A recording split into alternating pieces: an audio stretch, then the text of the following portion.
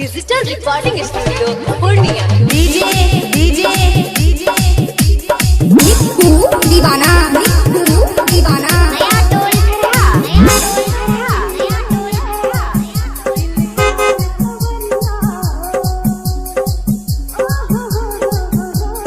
Simply Kushwaha Dilip digital recording studio Purnia.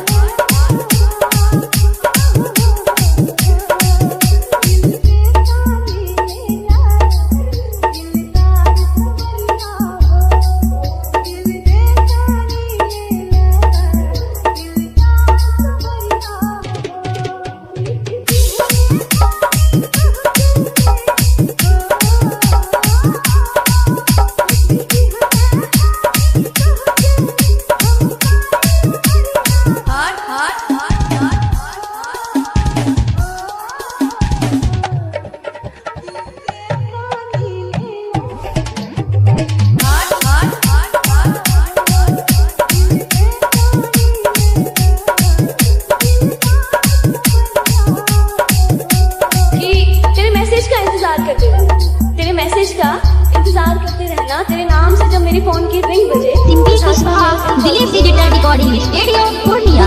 जब भी तुम इन आंखों के सामने से ये नजरें तुम पर ही आके रुक जाना। तुम्हारा मुझे देखकर बस मुस्कुरा जाने से मानो मेरा दिल का ना बन जाए। तुम्हारे चेहरे की उदासी देखकर मेरा दिल का तुमसे बात करने के लिए तड़प। हाँ, शायद मुझे भी तुमसे प्यार था, पर वैसा नहीं जैसा तुम मुझसे किया। डीजे डीजे डीजे दीवाना दीवाना नया टोल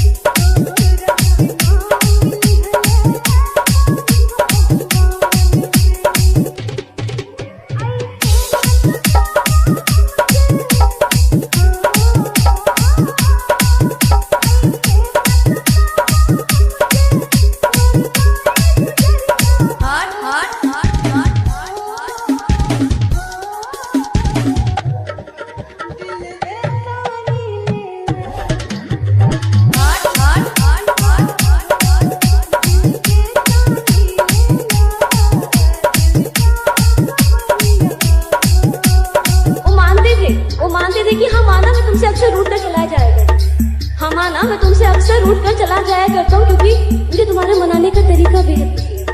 अक्सर बेख्याली में मैं भी तुम्हारा ख्याल किया करता हूँ। अक्सर बेख्याली में मैं भी तुम्हारा ख्याल किया करता हूँ, जब मेरा भी दिल तुमसे बात करने के लिए तड़पता है। लेकिन फिर ये सोचकर कि तुम ही मुझे याद कर लोगी, अपने दिल को कहीं और मशरूफ कर लेता हूँ। हाँ, शायद मैं भी तुमसे प्यार करता हूँ, पर वैसा नहीं तुम मुझसे किया करते हो। डीजे डीजे डीजे दीवाना दीवाना नया टोल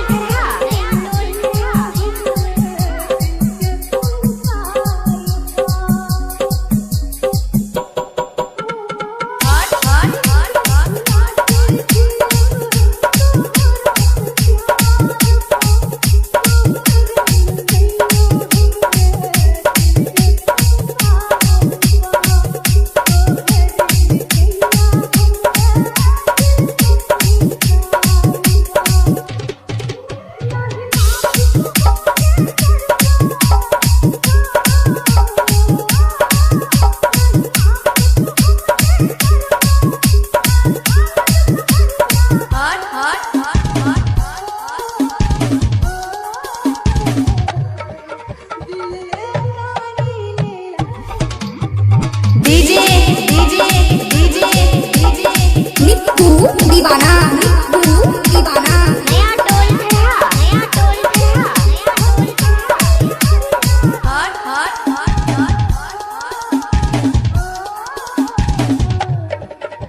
गाना मिक्सिंग करने के लिए संपर्क मोबाइल नंबर 6299970920 www.nikusound.in